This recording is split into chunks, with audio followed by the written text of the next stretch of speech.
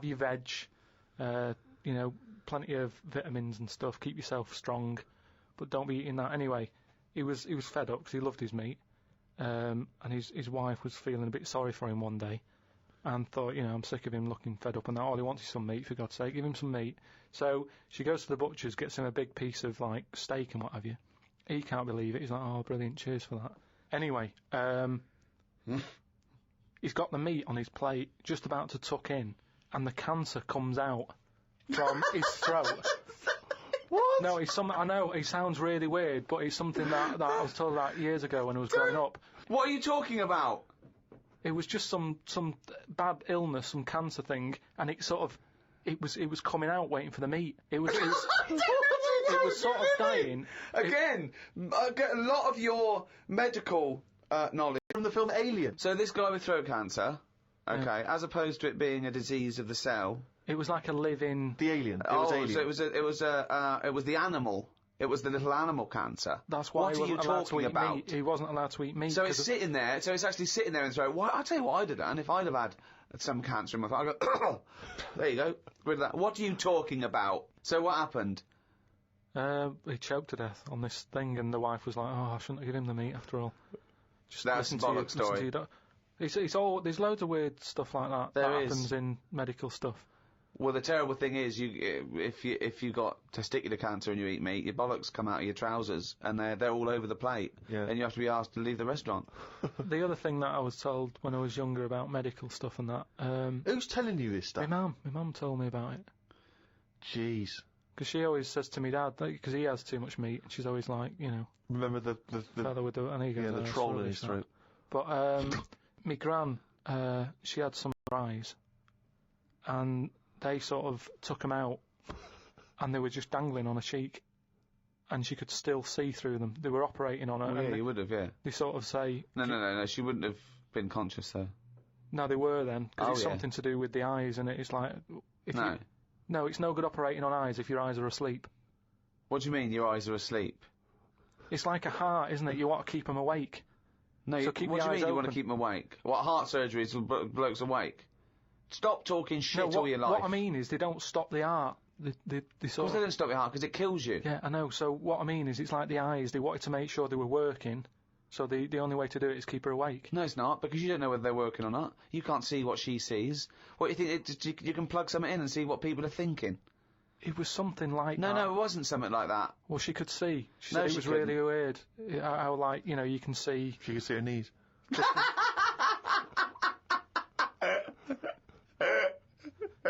That...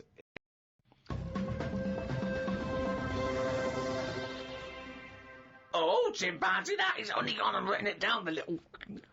That's the jingle for Carl's diary, excerpts of which we read each week. Get straight into it. A band from the Conga have won the Best Newcomers in a Radio 3 competition. They use pots and pans for instruments. It says that the Conga is a poor, sad place. So why do people do that happy dance at the end of parties called the Conga? Right, one is the Congo. There's no place called the Conga. They come from a place called the Congo. Where do you come from? Okie dokie. It's a terrible place that we don't know whether to put our left leg in or our right leg in. Sometimes we shake it all about. We're not sure if we should. But, Conga! Fucking hell, you're such a... Went into the gadget shop today. It's full of stuff that we don't need. Gadget used to be a good word that made you think of James Bond with all his gadgets. In the shop was a clock that ran on potatoes. We are definitely going backwards. I agree. Well, who cares about that? A little electrical impulse, so what? Had a night out with old schoolmate. Found out about more of the other lads I went to school with. One is living underground. What do you mean living underground? Not like a mole. Do you mean he's got a basement, or do you mean he digs a hole every night? My mate went to visit him, and he said it had been raining really heavily and that, and it's all the rain's running in. What do you mean he went to visit him? He went down here. What's that? That's an hole in the ground. Yeah, come in. He just said, "Oh, come round, see us," and he's living underground. What do you mean he's living underground? He wanted to be in the army, but was turned away, and that's the closest thing you can sort of How is that like similar to Oh, being that's in exactly the like army? the army, yeah, where they teach you trades and, I don't engineering know. and He's flying. He's happy down there. He said it was really muddy and what have you. He said he won't be going back to visit him. What's he got down there? Just stuck a lamp He That's dug, what I he's dug himself a subterranean cave. near my old infant school. They knocked it down because it was like a wreck. You'd be in the class and you could lean on the wall. Yeah, and your subsidence. hand would go through it and stuff. And they knocked it all down. And I think that's when he was at his most happy. This bloke. I believe this, though. I believe someone he went to school with now lives in a hole. That doesn't shock me. Whether the tales I've heard of horses in houses and big-headed kids with webbed hands and feet, and him, I believe that someone he went to school with now lives in a hole. That isn't bizarre to me. You spent far too long with him, if that, now you're just happy to accept. I totally accept that. I'd be surprised if I walked round where he lived that there weren't more people living in holes. His dad wanted to throw his budgie on the fire. True. His budgie died, his dad said, let's throw it on the fire. I mean, his mum, what did your mum do when your budgie died? She just was worried about how she made it a bit of company by getting a rock, getting a feather off the dead budgie, sticking it on the rock, putting it in the cage. So, a man living in a hole It's not is unusual. not that bizarre. Right, carry on. I read me science magazine. Some things I learnt from the science magazine. Number 1, space is running out of space. We should stay out of the sea because shark attacks are up. Yeah. Probably 4 a year now. Well, he just says here, we should just stop going in the sea. Yeah. There's no need for it. Exactly. Why is there no need for going in the sea? Just because there isn't now, is there? We've got loads of land. So just, one or the other. We walked out the sea. Now, this is what I mean about going backwards. Getting back in it again. We came from the sea originally. Now we're going back in it. Don't go in it. Unless you're in a boat. The rules, according to Carl The rules of Pilkington. Carl Pilkington. Oh, God. Did the podcast and then went for a walk round Manchester Square.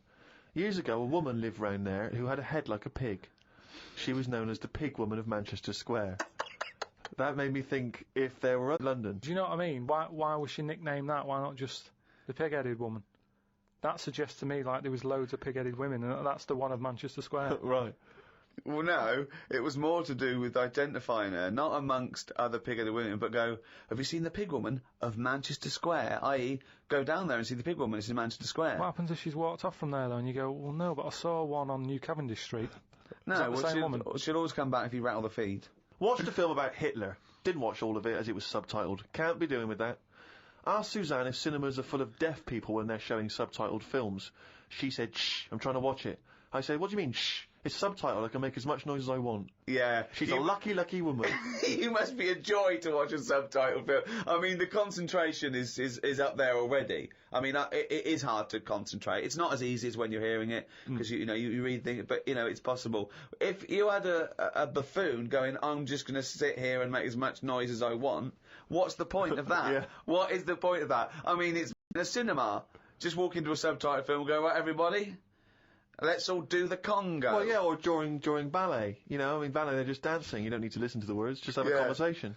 We're having our bathroom done. The bathroom man was round at 9 this morning. We weren't allowed to use the shower because it all had to be bone dry before we could use his waterproof filler.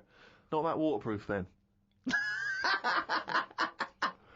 Went for a brew with Ricky. We talked about monkeys and how they are closer to humans than they are to apes, and how bees will drink cider to get off their heads. Now and again there is a bee that lets the drinking get in the way of the work, and other bees sting it to death. Blimey. Yeah, well, there's bees. They love a drink, and they will drink pure alcohol. They drink 100%. They drink ethanol. I don't know why. They love getting off it, and they fall down and they're drunk. Right? A bee can take in the equivalent of 20 litres of wine, right? But some bees get addicted in the same sort of percentage as human addiction. Like 10% of bees, they can't get ethanol. They take cider apples and that. And then when they get back to the hive, they go in a bit pissed, and they've got guard bees, and they go, come on, we've all had a drink. Bouncers. Yeah, they sort of are, right? And they push them away, and push them away again. Then the next time they go, right, I've had enough. And they give it a good hiding. And Carl couldn't get over this. I saw his face But I knew that he was thinking of that bee with sort of like eyes rolling round his head, a little bit belligerent with his jacket on backwards. Yeah. You know, and the bouncer going, come on, son, we've all had enough, let's move away, Yeah. move away. You're not coming in, right? You're wearing trainers. Yeah, you know, you're wearing 3 pairs of trainers, Yeah. and I'm sick of it, you know. But what I did find out, because I went home and went on the computer trying to find out about drunk bees knocking about, they're not actually meant to fly. It's only because they don't know. Fly. Well, no, but they're if they were told that you're not actually designed to fly, they wouldn't bother. No, this is that thing that goes around that aerodynamically, on the face of it, looking at the size of the body proportions and everything, that it's a surprise that they can fly. Okay, it's not that no one's ever told them they can't, and as soon as someone tells them you're not meant to fly, they all fall out of the sky going, "Oh, what are we doing?" Like in a cartoon. No, but it's something about the confidence and that. At the moment, nobody's saying. There's nothing to do with the confidence. There is no such thing as confidence in bees. A bee never loses its nerve. That's not why it drinks. Because what are you drinking for? I'm just not confident anymore. There's no point to turn to the bottle. I can't go up there again. You're an idiot.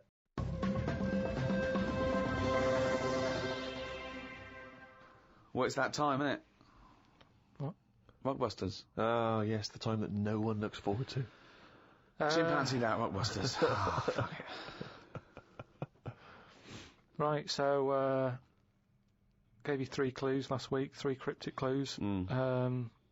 Some initials of a band or an artist you emailed in. What were they again? Rob Harding got it right, Oh, nice work, Rob.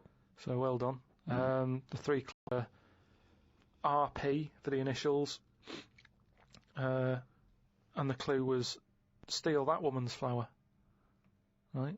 Yeah. So that was a cryptic clue. The answer there is Rob Erplant.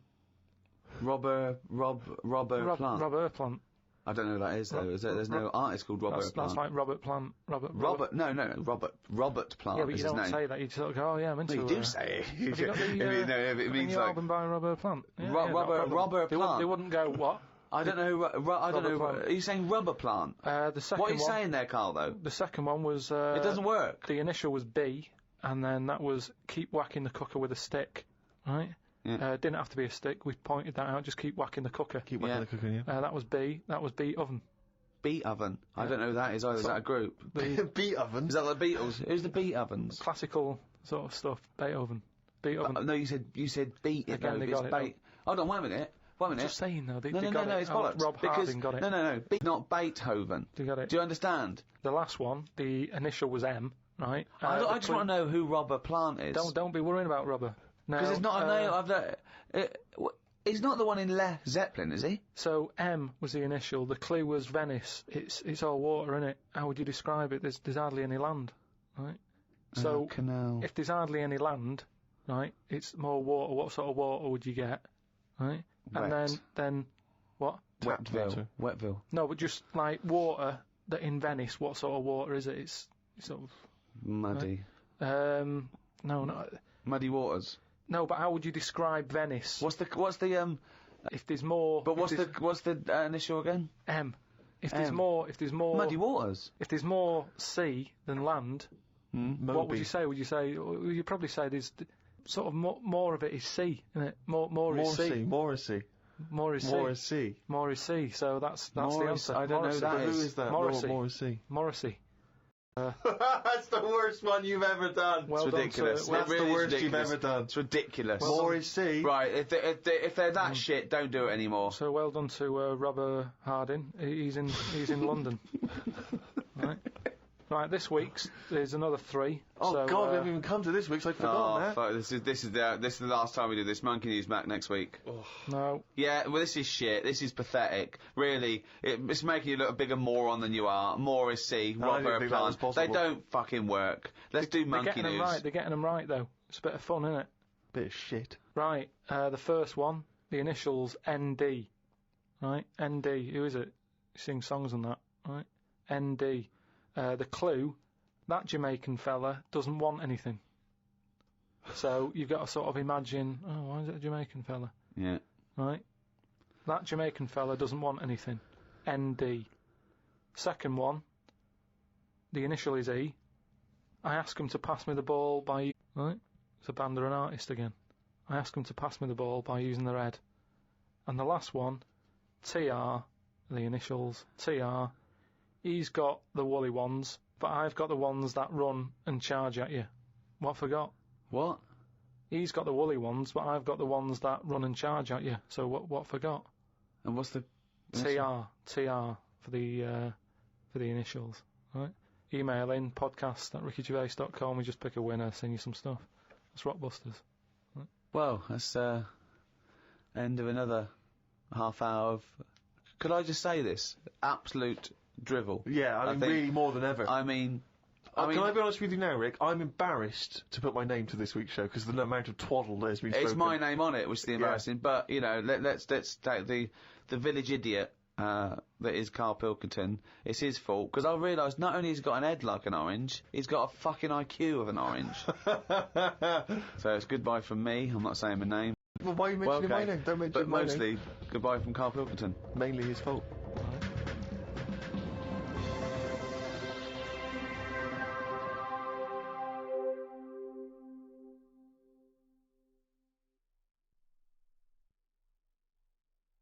Audible hopes you've enjoyed this programme. This is Audible.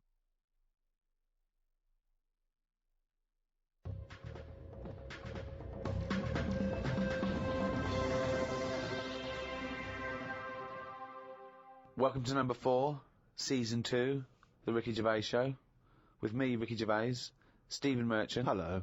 And Carl Pilkington. Right. Now, there's a lot of talk, Carl, that I bully you, okay? You know, it's for your own good. I'm trying to train you, aren't I? Mm. Do you know what I mean? Because, and no disrespect, okay, you are what I would call a stupid idiot.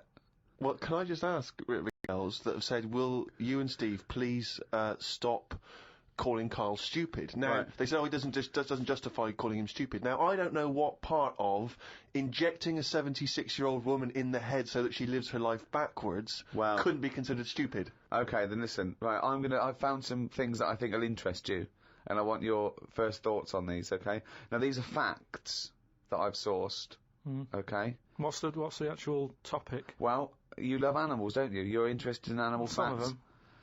I don't love them. Some of them fascinate me and stuff, but a lot of them also get on my nerves. I don't know how an animal can get on your nerves. They just do. Sometimes you sort of just think, what are they doing here? What are they offering anyone? Right. See, I'm worried that these facts will annoy you now, but they're meant to fascinate you, and... Okay. No, I think anything's good as long as it gets you thinking. It doesn't matter what opinion you have of something. Yeah. But as long as it gets a reaction. Okay, then, here you go. There's a frog, Carl. Just a little frog, a poison arrow frog, that could kill over 1,000 human beings. Why is it that annoyed? It's not annoyed. Well, why is it going about killing 1,000 people? No, it has the potential to. It has enough poison, it has enough toxin in it that could kill 1,000 human beings. But does it need that? Whereabouts is this? Where's it living? In the rainforest, I think. And does it need that sort of power? Is it in that much? Is it getting threatened a lot? Is what I mean. Well, no, because it's saying, "Don't come near me," and it shows it with its colours. It's got the colours that say it doesn't want to be eaten. It doesn't want people to chew a bit, right, and go, "Oh, I'm an idiot." It's saying, "Look at my colours. Don't eat me. You don't want to come near me." But then why give it bright colours? Because now it's standing out. Yeah, and it's going, "Don't eat me." Yeah, but make it a colour that fits in, like camouflage. Why make it orange? Of course it's going to stand out, and then they'll attack it, and then it'll turn men or whatever. No, it doesn't bite. It's the fact that if you were to eat it, you would die. Yeah, but who's going to eat it? Well, things that eat frogs. The French. And they go, "Sacre bleu! You have killed me and 999 of my friends." But why is everything, like, surviving like this, though? I thought it was all about survival of the fittest, not the one who looks the hardest. Well, but survival of the fittest is whether you're chosen or not by nature. No, but I'd survive if I could go about killing 1,000 men at one bite.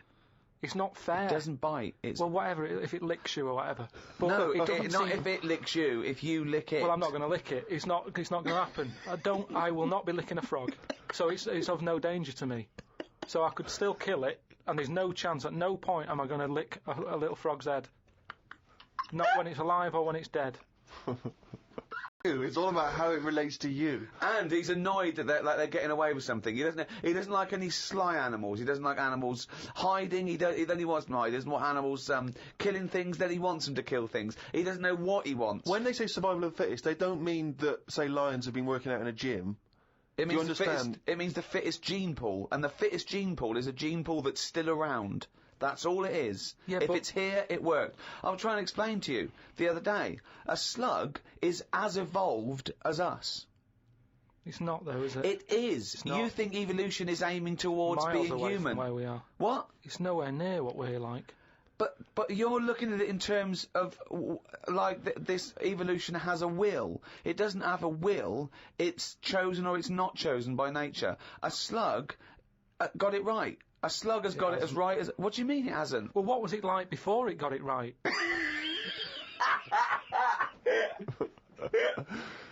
But I think you think, Carl, that evolution is of super being. Perhaps we're like the most advanced so far, but that one day we'll also have wings I agree with that. and That's- Superman No, type that's- powers. No, but something can happen in nature. There could be something like there could be less light, there could be more light, there could be meteor storms. There could be something that happen in nature, right? An external force, which means the paradigm goes back to naught. So then something that very unlikely would be the last thing to survive. There could, we don't know what's going to happen. I still don't think you've got the concept. It's one of the simplest concepts. It's one of the simplest models. This is why Darwin's a genius. But you think that everything, slugs, cats, are all somehow, their ambition is to be like us, to be human, or to have the attributes like us, that they can speak, they can talk, they can think, they can act. Only because they don't. Yeah, but I only think that because when you see people with these pets, lizards, cats, whatever, they treat them like the humans. So I think if you do that enough times, they're going to start getting familiar with Again, certain. Planet of the Apes. No, Yeah. He's I'm thinking talking. of Planet Say of the like you, Apes. say like you with your little cheeky massage and that when it's stressed out. No, It's a cat. you made that up that it It's was a stressed cat. out. I'm just playing with my cat, right? If anything, the cat is to de-stress me. So you're talking to your cat, Rick. Is it answering back much? How are the conversations going with your cat? Well, I have more intelligent conversations with my cat than I do with him. Yeah, here's one, right? When my gran died, right, she had this rubbish dog, right, and that's all we got left. It's like this little poodle. It was rubbish, right? Right. It was called Fluffy, and like my gran looked after it in a way that it was treated like a human. Do you know what I mean? Had a little coat on when it went out and all that. Anyway, so she died. We get left it. My dad's like, oh, bloody hell, right? Before you know it, only took about a month. It was a wreck. Because we weren't sort of bathing it the way she bathed it. We let it out if it wanted to go out. It got covered in oil. It used to go under the car and everything. So it went from looking like this fluffy, poodle to just being a bit of a wreck and sideways like a crab and all that. In the course of how long? A month? Probably about two months or something. Yeah. Now, so it went from being over-treated to just being treated like a dog. Yeah. But a dog isn't, is not a indigenous species anywhere. We sort of bred those from, But change jackals it. All I'm and saying wolves. is change it. Take away the dog thing, give someone a frog, and they'll still overdo it. They'll be trying to treat it like, if you had a frog, I mean that lizard thing you've got, Salamander. it's still sort of treated as part of the family, even though it Well, it's does not. nothing. I mean, How is it treated as part of the family? just the way, it's looked after, that big area that it's got to itself. We stick it in a case and feed it a cricket now and again. it- How is that like one of the It family? doesn't matter because it's in your It flat. is in Carl's family. It's in your flat, innit, and it's sat in that corner. I just mean, as time goes on, Yeah. things get educated as they get older. How old's that lizard? You don't. How old is it? About 15 years old. Right. Now, it knows more now than it knows surroundings. It's had its eye on things. Well, no. It's What do seen you think it knows? What do you mean it knows more now? They act on instinct. What does it learn? It knows when it hears the noise of a plastic case being unwrapped that a cricket's going to fall down any second. Yeah, That's well, all it knows. Yeah, but it didn't know that in the jungle. So it's already one up. What else has it learned? Well, I mean, don't it's know. 15, so presumably it listens to a lot of Linkin Park, goes on the internet a lot.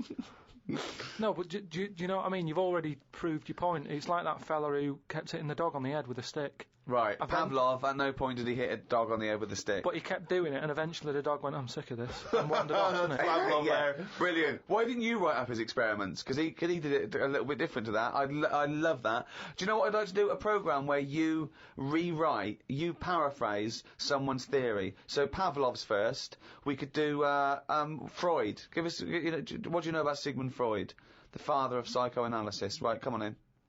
I don't know anything on him. Well, look him up. Next week, right, let's do another podcast next week, then they'll get an extra one free, the people who paid for it, right?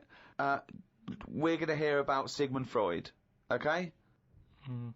Here's an interesting fact. If the frog annoyed you, this might annoy you. A blind chameleon will still change colour to match its surroundings. You're aware that the chameleon can... Yeah, whatever it sits on. Yeah. But then what happens when you put one of them on a mirror? No, does it get stressed out, or what? What's it copying? Well, it probably doesn't need to copy anything, because it looks at itself and it goes, oh, look like that, that's brilliant. God, that was fast. That's the fastest I've ever done that. That is brilliant. So they can go any colour, there's nothing, you can put them on anything, and they'll go to the thing. I don't want you to have a chameleon, because you'd just be trying to see what it could and couldn't Try and do. catch it out. I know, yeah. Pop it on some tartan. But again, say like On the telly. Yeah. Couldn't do it fast enough. why does the chameleon need that skill of copying a colour? Because at the end of the day, that lizard, chameleon, whatever, that's mainly sticking in the woods, isn't it? By trees, by grass. Right. Why can't it just stay green? That's all it needs. Those colour changes are only for camouflage, aren't they? I don't know. Some of them are for attraction, some of them to show moods, anger. No, but I just think we're encouraging them. You see, maybe this is evolution or whatever, but at the end of the day, because they can change colour, they're wandering out of their area. They can be wandering about, through a car park and everything, just because they'll go, well, I don't want to get seen, change the colour of concrete. Whereas... Or into the colour of a Fiat Punto. But they should just stay green. Stay green, right? Stay in the woods and stay safe. I love this public information for chameleons. Words of advice for chameleons. Oh, God. Stay green, stay in the woods, stay safe, good night. Oh, God. Why are they blind chameleons? Assuming that the blindness has no impact on the colour change, presumably is an automatic. It must be. But then that's not going to wander about much anyway, is it? If it's blind, it'll probably stay where it is. So it doesn't need to keep changing. If you know what I mean. I don't know what you mean now. I never do, though. Right. The only time a turkey whistles is when it panics. Christmas time, then. Yeah. What do you think of that, Carl? It goes from one extreme to another, doesn't it? You've got a frog who's going mental, It's not going mental. killing thousands of people. No, that's not. That's got that sort of power. Then you've got a turkey who's whistling for help. You think that you should redress the balance a little bit? You want to give... What would you do? Give the frog the ability to kill 500 and the turkey 500? I don't think it should be killing... I reckon 10. 10, because... You've made your point with 10, haven't you? Do you think that he's got 1,000 in his lifetime, like he's got 1,000 to kill? I don't think you understand. I just He think... doesn't really kill 1,000. Stat is about that if you were to boil up a frog, decant the poison, there would be enough poison to split between 1,000 people and kill them. It doesn't mean someone goes, frog, you have the power to kill 1,000 people in your lifetime. Choose them wisely. But I just think if it needs that sort of power... It should be fighting evil. Well, it's not... it's knocking about the wrong area, isn't it? If it's under that much danger, move.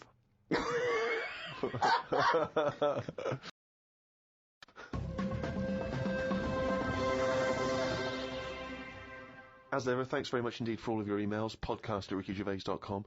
It's lovely to hear your feedback. Many of them obviously responding to the inanity that Carl has spouted over the various shows. And a lot of people just want your opinion on things. They just throw things at you. They just want to know what you make of them. Right. For instance, are you familiar with multiple dimensions?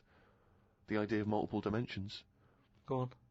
Well, there are theories which state that we are just in one of and in all of those other dimensions, every possible variation that you could imagine exists. So there is a Carl in one of those other dimensions that's both man and woman. There is a Carl that's got hair.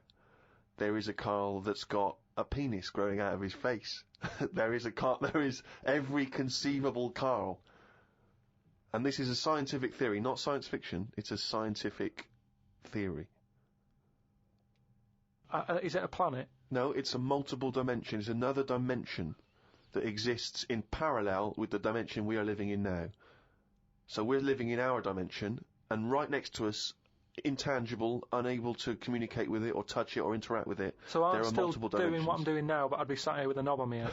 Exactly. Exactly the same life. Exactly the same life, but with the knob on the head. Now, because there's an infinite number of dimensions, there's another one where you're not doing this. You're sat there with a knob on your head, but you're talking French. Why is this happening? There is one that you're talking French with a knob in your mouth. Exactly. And no one can make his head or tail of what you're saying. No, because it's pigeon French anyway. Exactly. But who came up with this? Well, it's because there are phenomenons that happen at the subatomic level that people are explaining as being that, for instance, atoms or very, very small molecules are disappearing and reappearing. And people are saying... The fact that we're trying to dissect this theory, and you said very, very small molecules. Well, yeah, okay. Atoms, neutrons... And is there anything that we look at on this planet that we go, that's weird, but it would fit in normal in another dimension? It's just so happened. I think no, but say like the Elephant Man. Yeah. Was he all right, but he was just in the wrong dimension? I love this. Well, it's an interesting thought. I mean, of course, there is one dimension that where you are the ruler of the world, and everyone thinks you are a genius. Yeah. I'd hate that though. I just don't understand why we're worrying about this. Though. We're not worrying about it. Well, they are, because scientists and that sat in a room somewhere going, what's going on? What's happening in the other dimension? But we can't get to it, can we? So Well, that's why I don't worry about it. I agree with Carl. It's largely pointless. It's academic. It's like when a person does philosophy, and the first lecture he ever goes to, he comes out and he goes in the student union. He goes up to someone who's doing English or science and goes, "Oh, you right, mate? That table's not there." They go, "What?" They go, "The table's not there." He goes, "What? How do you notice?" They go, "What? What are you talking about? The table's not there." They go, "Isn't it there? Can you feel that? Is it there or not?" And his beret falls off. Yeah. It doesn't. It's not a big chat up line as well when you've got a little bit of philosophy and you try to spout off. Because of course I told you before, haven't I, when I was doing a school play, and there was a girl, I was trying to crack onto her, but I was going through my sort of, fifth form phase of sort of reading Catcher in the Rye and all the rest of it, rebelling against the system, and I thought, well, she's gonna find me appealing. So Can I just ask you one thing? Yeah. Is this before or after the phase when you thought a bow tie would sort you out? This was before the bow tie phase. Yeah. There was a phase, I should say, for new listeners, where I, for about 6 months, wore a bow tie because I thought it made me look sort of like I was from a Jeeves and Wooster book. And I thought that was very urbane and sophisticated. But, we were doing the school play, and there was one point where everyone was hanging out in one of the rooms, music rooms, getting changed, joking, laughing, cracking onto each other, right? I was sat in the room next door, empty room, on my own, right, reading Zen and the Art of Motorcycle Maintenance, the sort of kind of, popular